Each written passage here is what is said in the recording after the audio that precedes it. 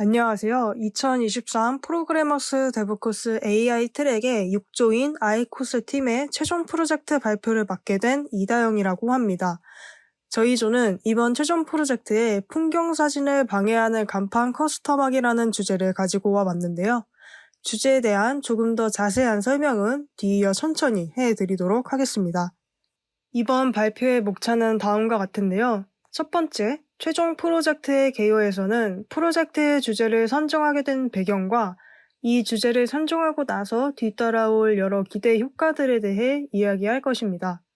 두 번째, 프로젝트 수행 절차 및 방법에서는 프로젝트를 수행하는 동안의 기간별 절차와 최종 결과물을 내기 위한 방식으로 사용한 여러 기술들에 대해 설명해 드리도록 하겠습니다. 세 번째, 프로젝트 수행 결과에서는 최종 결과물에 대한 시연 영상을 보여드릴 것이고, 네 번째 자체 평가 의견에서는 아쉬웠던 점과 조금 더 발전할 수 있는 부분들에 대해 이야기해 보도록 하겠습니다. 첫 번째, 프로젝트 개요입니다. 코로나19 발생 직후 시들해졌던 여행에 대한 욕구는 작년인 2023년 여러 여행 비자가 풀리는 등 여행에 대한 규제가 완화되면서 최고치를 찍게 됩니다.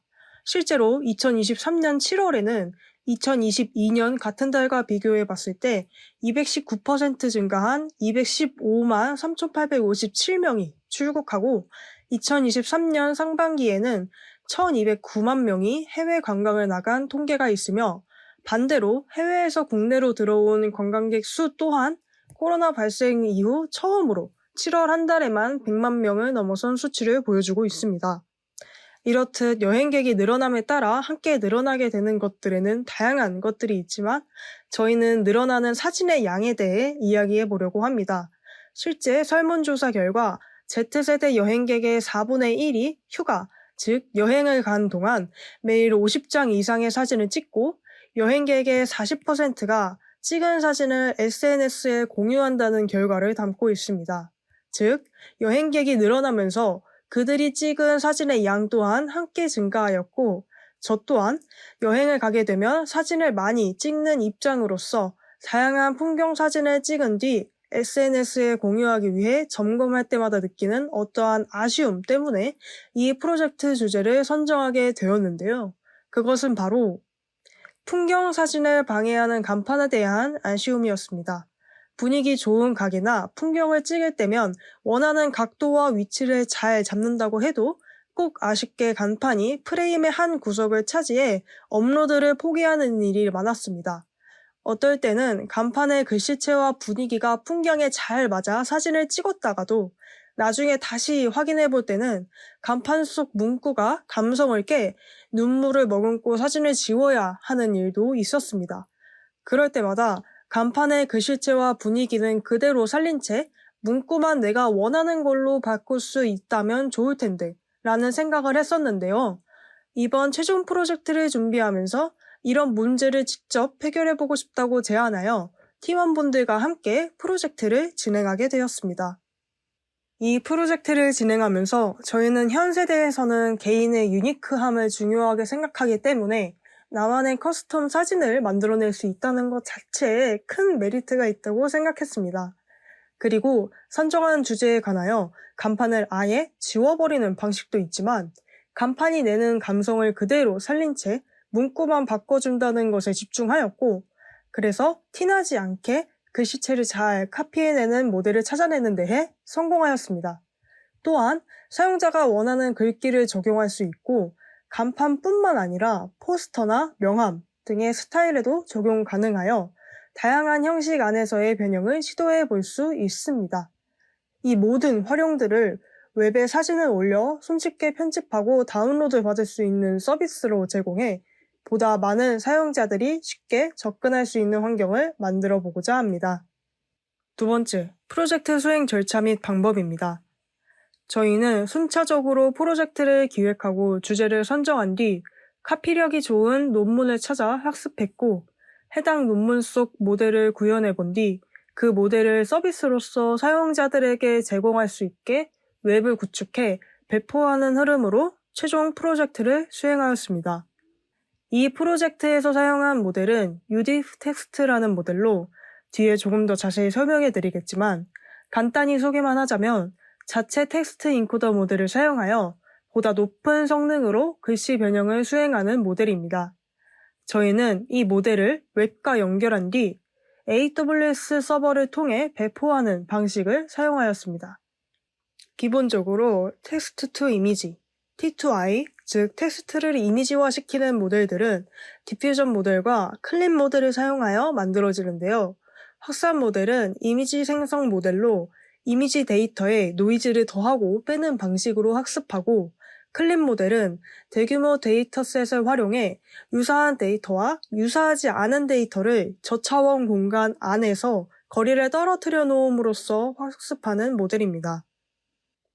이 논문에서의 확산 모델의 특징은 이미 훈련된 STR 모델을 사용하면서 CA 블록을 미세 조정을 통해 보다 높은 성능을 낸다는 것인데요.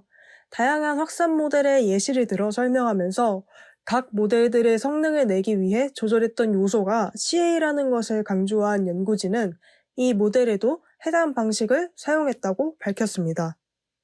해당 논문의 모델이 다른 모델들보다 성능이 높은 이유로는 새로운 텍스트 인코더를 사용한 것이 컸는데요.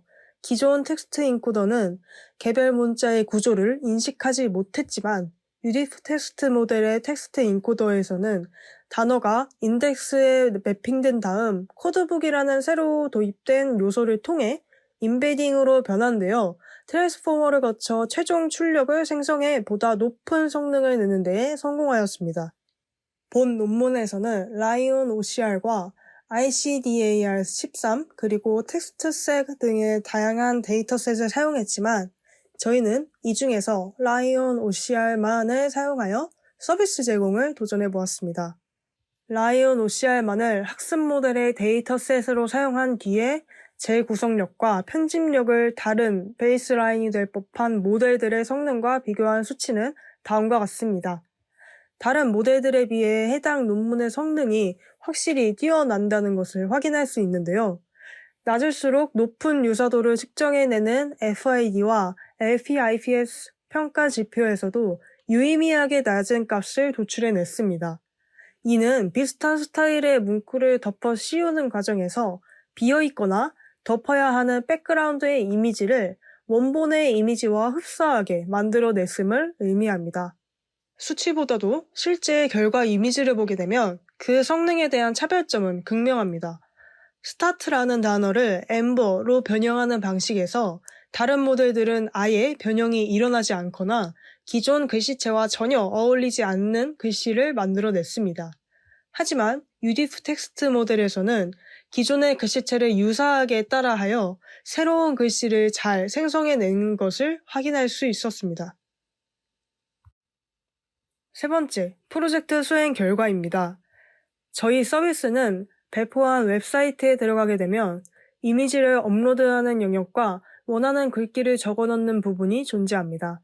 원하는 글귀로 변경하고 싶은 간판이 존재하는 이미지를 올리고 해당 간판 영역을 한 줄로 색칠하여 설정한 뒤 문구를 적어넣고 결과 버튼을 누르면 모델이 커스텀한 이미지를 리턴해주게 됩니다. 사용자는 이때 리턴받은 이미지를 자유롭게 저장하여 사용할 수 있습니다. 그 외에도 웹에서 직접 파라미터를 조절하여 보다 나은 결과값을 내도록 만들 수 있지만 시연 영상에서는 가장 결과값이 좋은 기본 파라미터 값으로 고정한 뒤 결과물을 확인할 것임을 미리 말씀드리겠습니다. 화면에 보이는 웹페이지가 저희 조의 최종 프로젝트 결과물입니다. 화면은 크게 세 가지 요소로 나누어 설명할 수 있고 간단한 설명이 끝난 뒤 실제 작동하는 모습을 영상으로 확인하시게 될 것입니다. 가장 큰 영역을 차지하고 있는 두 개의 네모 박스는 입력 박스와 출력 박스입니다. 입력 박스는 원하는 이미지를 끌어놓거나 해당 영역을 클릭하여 이미지를 손쉽게 업로드할 수 있고 바로 아래에 있는 원하는 글귀를 적을 수 있는 공간이 있어 이곳에 글자를 적은 후 런 버튼을 누르면 출력 박스에 모델이 만들어낸 이미지가 출력되게 됩니다. 런 버튼 아래에 고급 옵션이라 적힌 박스는 평소에 접혀 있습니다. 가장 결과값이 좋은 평균 값으로 조절해 놓은 파라미터 값들이기에 해당 값들을 변경하는 것을 추천하고 있지는 않습니다. 그리고 가장 밑에 있는 추가 시각화 결과 표시라는 체크박스를 표시한 채 런을 돌리면 출력 박스 아래에 있는 어텐션 맵과 시그멘테이션 맵 영역의 모델이 작동하는 방식을 시각화하여 보여주는 방식입니다. 다음으로는 영상으로 확인해 보시겠습니다. 입력 박스에 이미지를 끌어와 올린 뒤 영역을 선택하는 색칠 버튼을 눌러 색칠 브러쉬의 크기를 알맞게 조절한 뒤 되도록 한 줄로 그어 영역을 설정해 원하는 글자를 적어 넣습니다. 그리고 런 버튼을 누르게 되면 일정 시간이 지난 뒤 모델이 결과물을 출력해 주는데요. 이렇게 출력된 이미지는 오른쪽 상단에 있는 다운로드 버튼을 통해 손쉽게 다운로드 받을 수 있고, 이전에 추가 시각화 결과 표시에 체크한 결과로 출력 박스 아래에 어텐션 맵과 시그멘테이션 맵의 동작이 시각화되어 보여지고 있음을 알 수 있습니다. 그리고 입력 사진과 출력 사진을 단둘이 놓고 비교해 보았을 때 확실히 성능이 좋은 것을 확인할 수 있습니다. 네 번째, 자체평가 의견입니다. 이번 최종 프로젝트를 수행하면서 아쉬웠던 점과 도전해보고 싶은 점들이 정말 많았는데 그 중에서도 가장 아쉬웠던 점과 도전해볼 법한 점에 대해서만 말씀드리려고 합니다. 저희 팀은 4명의 소수정예 팀원들이 모여 프로젝트를 수행해야 했습니다. 교육만으로도 충분히 어렵다 생각했던 AI 분야에서의 소수정예 팀이 프로젝트를 수행하는 것 자체가 굉장히 쉽지 않은 도전이었습니다. 게다가 주제를 선정한 뒤 제대로 된 시작 날짜부터 따지자면 꽉 차지 않은 한 달이라는 매우 짧은 기간 동안 결과물을 만들어내야 한다는 것도 아쉬운 점 중 하나였습니다. 시간이 조금만 더 있었다면 영어 내에서만 변환 가능한 서비스에서 더 나아가 한글 모델을 접목한 새로운 T2I 모델을 만들어낼 수도 있을 것 같다는 생각이 들면서 해당 최종 프로젝트는 발표까지 전부 마치게 되더라도 차후 연구를 계속해내고 싶다는 욕심이 생겨나게 되었습니다. 이상 6조 아이코스의 최종 프로젝트 발표를 마치도록 하겠습니다. 감사합니다.